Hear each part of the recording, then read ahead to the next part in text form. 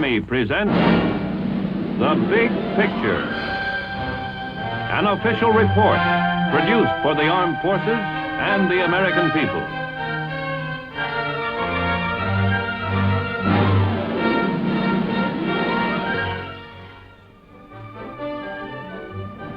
When you're in the Army, you get a chance to do a lot of traveling, see a lot of sights, and meet all kinds of interesting people. For me, some of the most interesting have been right here in our own country.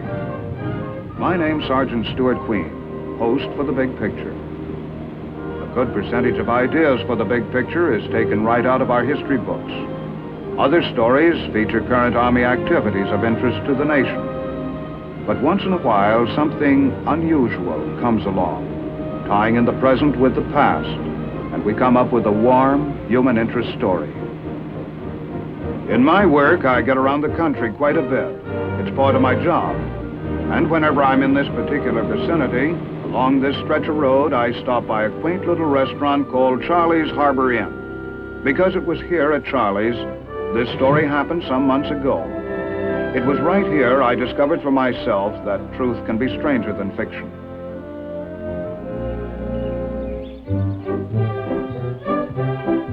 It was the kind of incident you read about in a novel or see in a grade B movie. But if anyone told you it was a true story, well, nobody'd believe it in 1,000 years, and I wouldn't blame them. But this story really did happen, I know, because I was there when it did, and I saw it all.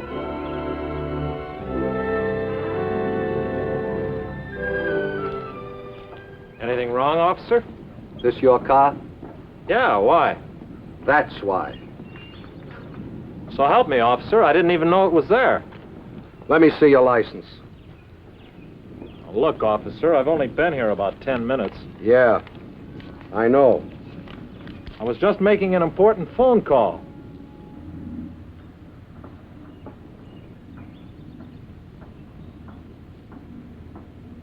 Don't I know you from somewhere?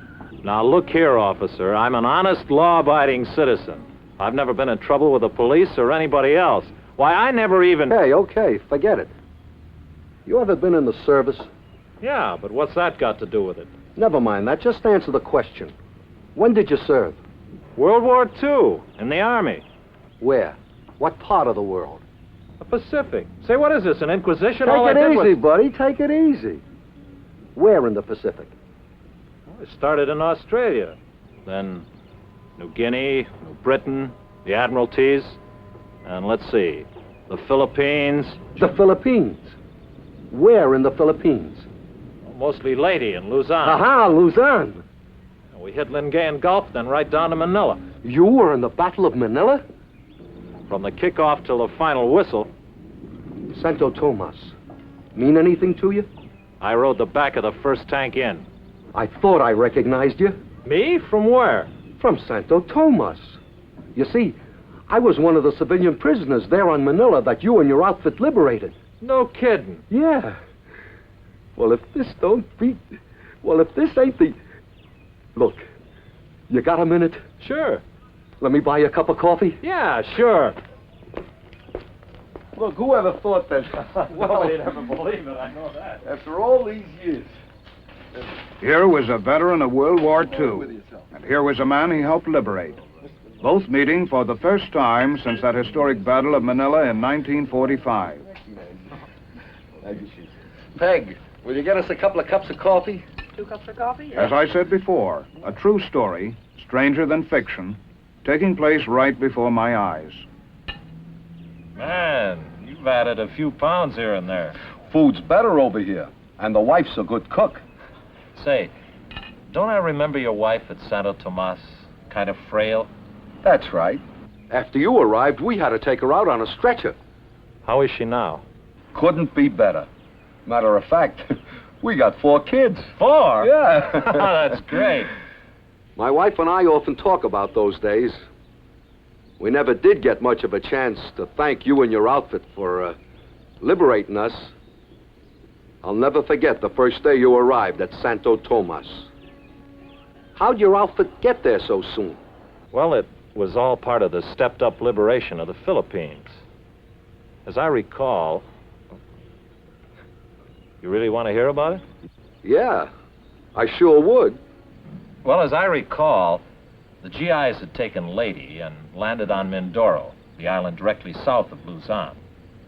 So my outfit and a lot of others were ready for the main event. We hit the beach at Lingayen Gulf, about 100 miles north of Manila.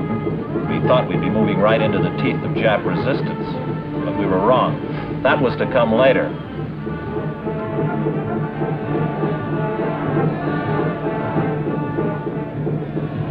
We pushed on down the valley toward Manila, cleaning out little pockets of resistance where we found them.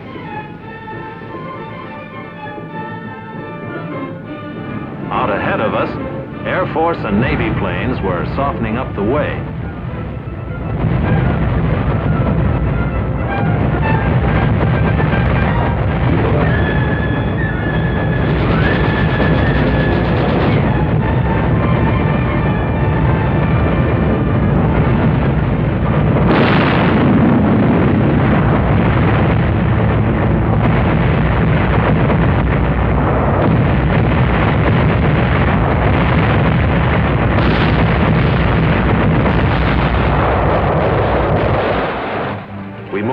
Cautiously forward, wondering what had happened to the enemy.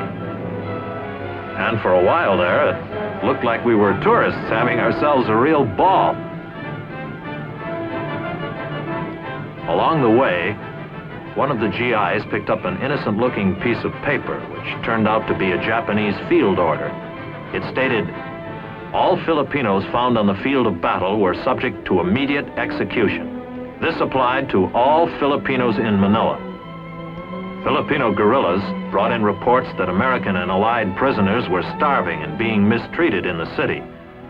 So we stepped up the pace in the outskirts of Manila and finally established contact with the enemy. But we soon lost it, and we realized that the Japs were withdrawing to the heart of the city. At Grace Park, where the monument stands, snipers took pot shots at us and slowed down our advance somewhat. And the only satisfaction I recall here was that my outfit was the first to enter Manila proper.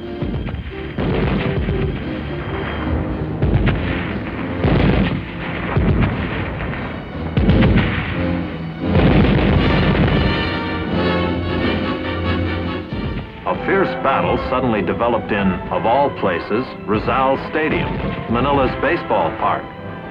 The enemy had dug himself in under the stands, and we slugged it out with him with no cover.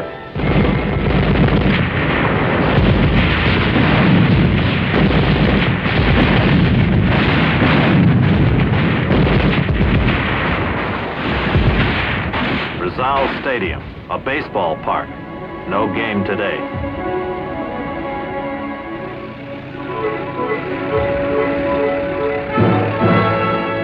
Then we raced into the University of Santo Tomas and liberated, along with you, hundreds of American and Allied internees. It had been 3 years since this pathetic group of prisoners had seen a free American or a square meal. Everyone in Santo Tomas was fortunate that there had been U.S. Army and Navy nurses who had been captured on Corregidor to care for you during those dark years. After we arrived, wires were sent home by the internees, and many replies came back in a few hours, affecting some noticeably.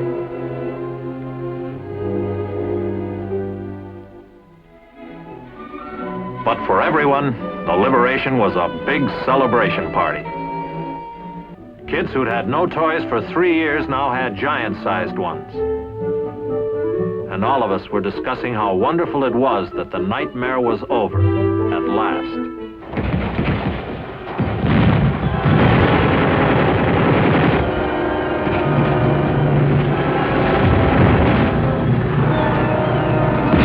But the nightmare wasn't all over.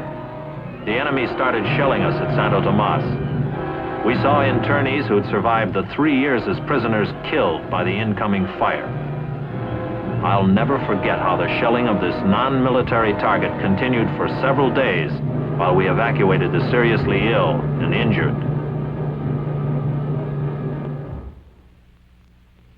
Finally, the shelling of Santo Tomas let up. The Japs needed their artillery fire more urgently elsewhere. Then the internees were evacuated to the States, most of them by plane. But I guess you'd remember more about that evacuation than I would. I'll never forget it. If you'd been a few more days rescuing us, I don't think my wife could have held out. But she made it okay, thanks to you and your buddies. That's the way the ball bounces. You never know when you can help the next guy. Yeah.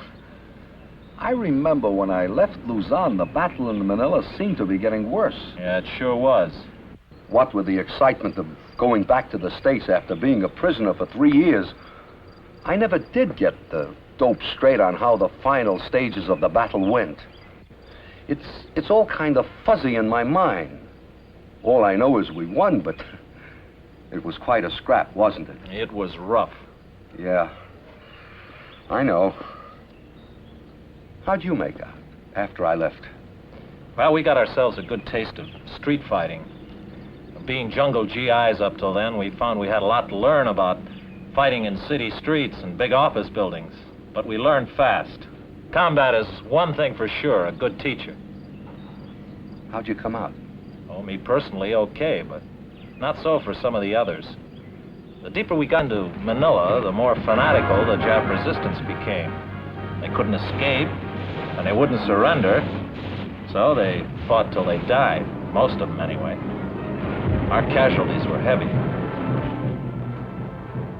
And the more we moved into the heart of the city, the more the enemy took advantage of the huge government buildings for defensive positions. Some of the buildings had to be ripped apart stone by stone before we could continue our advance. The enemy defensive plan soon became apparent.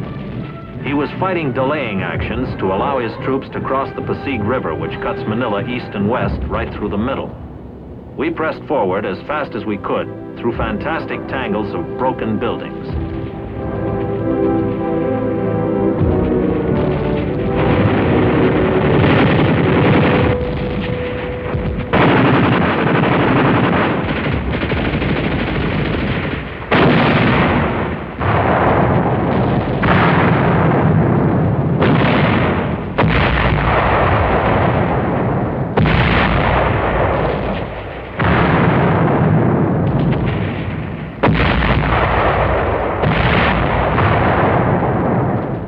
After each Jap unit crossed the Pasig River, a bridge was destroyed, leaving one less for us when we reached the river. Our troops found out the hard way just about all there is to know about street-to-street, building-to-building combat. And the more we learned, the faster we moved, denying the enemy the advantage of a leisurely withdrawal. Those Japs who couldn't pull back dug in and fought till they died. Many Filipinos braved frontline fire, handing out cigars or candy to show their gratitude to us.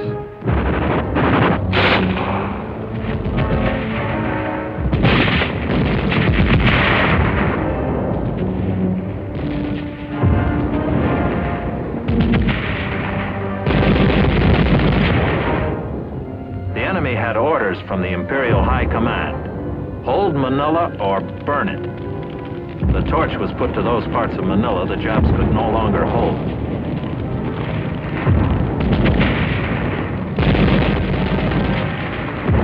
Barrels and drums of gasoline and motor oil were detonated by the Japs inside buildings from one end of Manila to the other. And through all of the inferno, the GIs kept up the initiative, carrying the attack forward toward the Pasig River.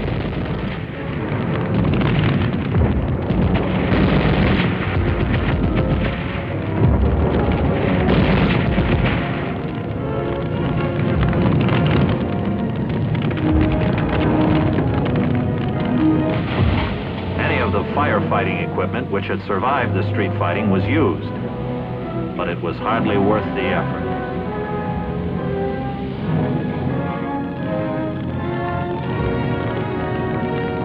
The fire gained momentum, burning city blocks at a time, consuming everything in its path that would burn, and it seemed to reach its peak of destruction at night.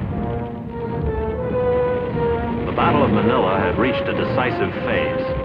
We were north of the Pasig River, and the Japs were south and moving into the famed old walled city called Intramuros. We kept the enemy pinned down with our fire while we brought up troops to prepare for a boat crossing of the Pasig.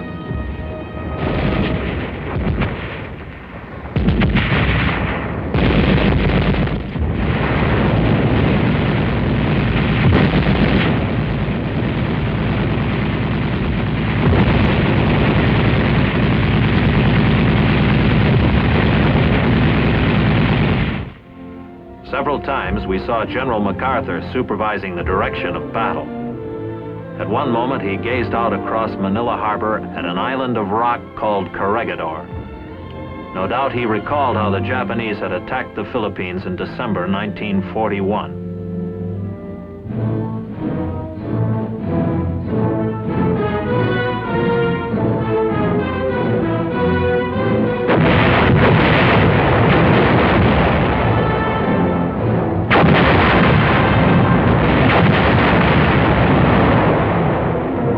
And then in May 1942, the enemy swarmed over Corregidor. No doubt, too, the general had many times pondered the fate of his troops who were outnumbered, out of ammunition, food, and medical supplies, and thus compelled to surrender.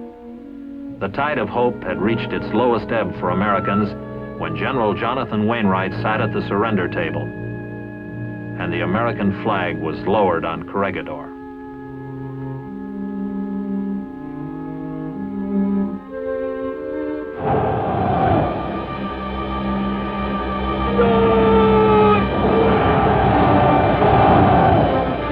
One thing General MacArthur wanted more information about: the condition of the prisoners taken on Corregidor and elsewhere in the Philippines. The word had gotten around about the death march, the forced march of the American prisoners by the Japanese, which caused many to die. These were the troops the general had in mind when he returned to the Philippines. The general had all of those depressing memories of 1942 to consider while he directed the battle in Manila 3 years later, during February 1945. An isolated pocket of Jap resistance developed in Manila's city prison, called Bilibid. Filipinos brought in word that American prisoners, many captured on Corregidor, were being held in Bilibid. We stepped up the attack and raced toward the city prison.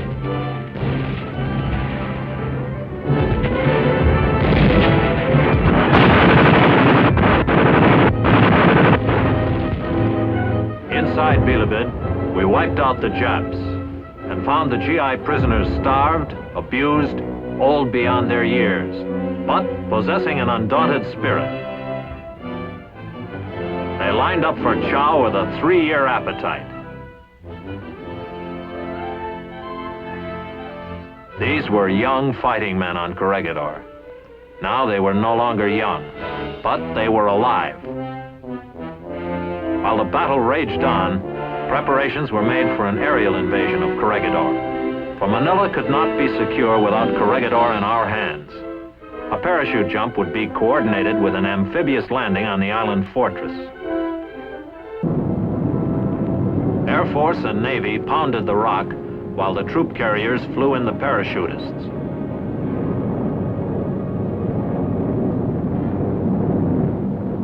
And when the drop zone on Corregidor was lined up, there was nothing left to do but jump.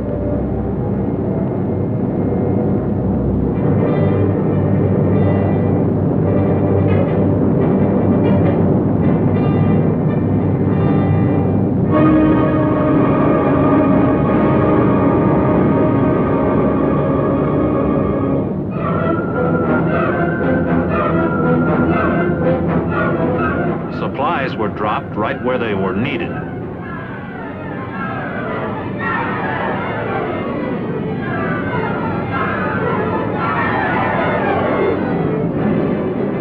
While the parachutists seized their objectives on top of the island, an amphibious task force hit the beaches.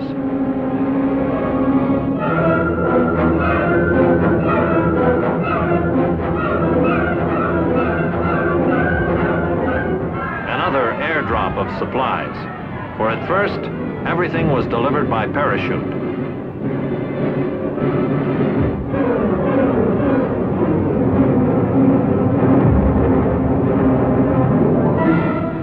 Although Corregidor was lightly defended, every Jap there fought a fanatical battle. While the island fighting continued, the battle in Manila was going into the final phases. All of the enemy forces alive had withdrawn into the walled city south of the Pasig River. Now the Japs literally had their backs to the wall. They couldn't escape and wouldn't surrender. So we got set for the final round. The plan roughly, was to concentrate our artillery, mortar, and small arms fire on the enemy while we crossed the Passy. Wire communications were strung to assure the closest coordination of overhead fire.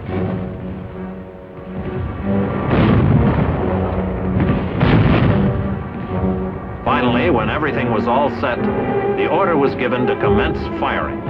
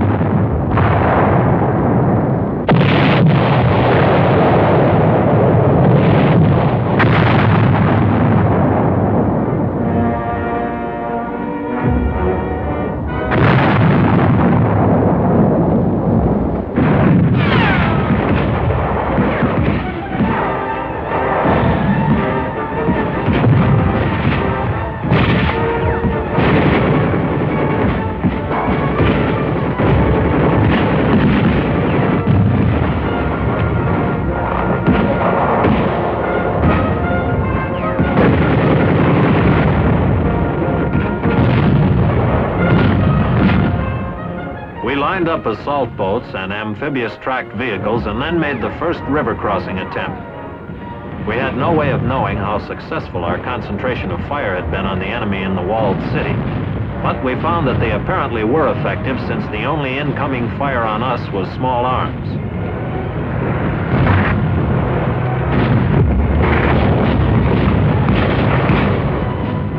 Soon we were pouring across the river, getting established on the south side and moving toward the closest wall of the walled city.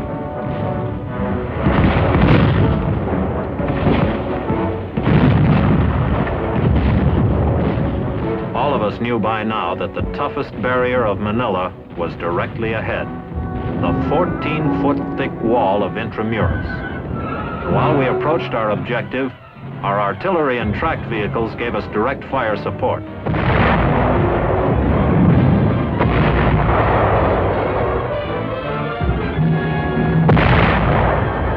Between the river and the walled city was an open park area. And as we moved over it, we realized that this was the first open spot we had crossed since the Battle of Manila had begun.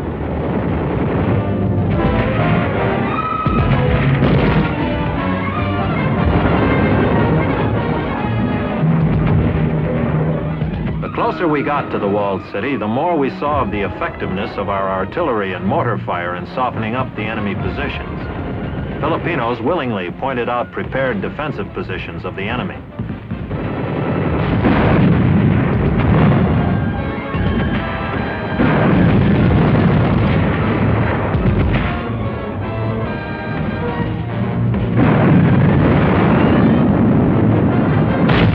Finally, we reached the outside wall.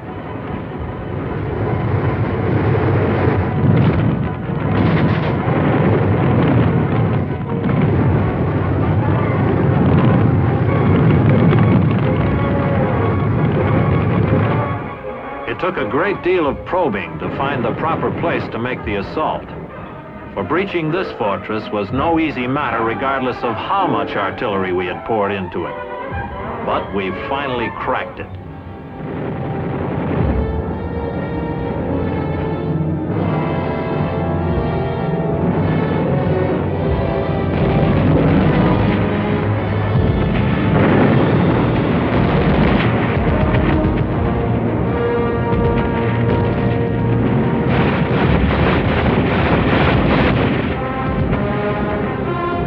Once inside Intramuros, the city within the walls, the battle was suddenly over.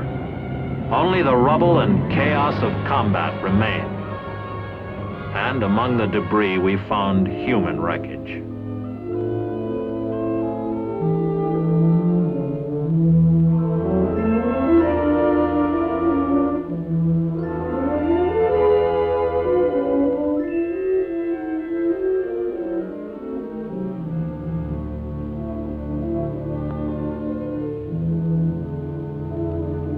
Many of the Filipinos who had lived in Intramuros were dead. Those who somehow miraculously survived started a great mass exodus across the river to go anywhere. Anywhere away from the horrors of the walled city.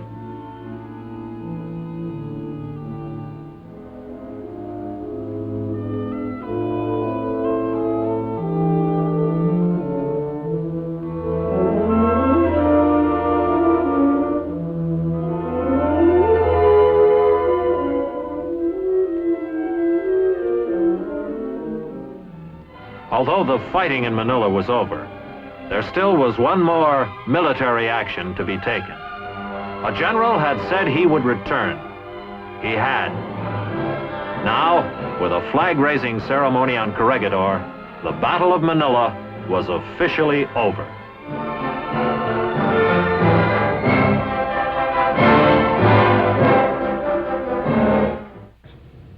And that's how the Battle of Manila went. It was a rough one. Gruesome at times.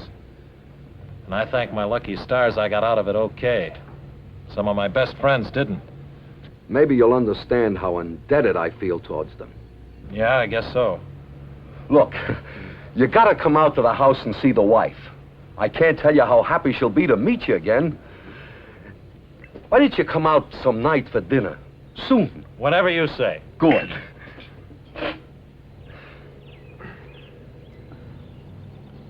Looks like we've got some unfinished business here.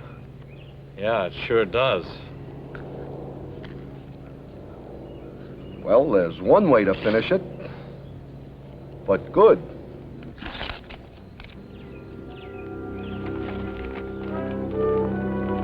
That's just the way it happened, and a good finish it was for a true story. In an important sense, the incident has meaning for all of us, for it brings into sharp focus the great sacrifices and courage which typify our armed forces. It is this type of unsung action that gives depth and meaning and purpose to military history and to a country's heritage. Oh yes, one more thing I'm sure about. It'll be a long time before I can forget Charlie's place. It will always remind me of a certain careless motorist and a good-natured, forgiving cop.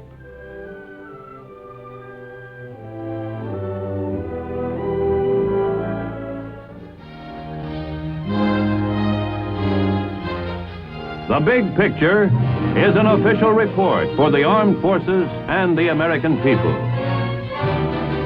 Produced by the Army Pictorial Center. Presented by the Department of the Army in cooperation with this station.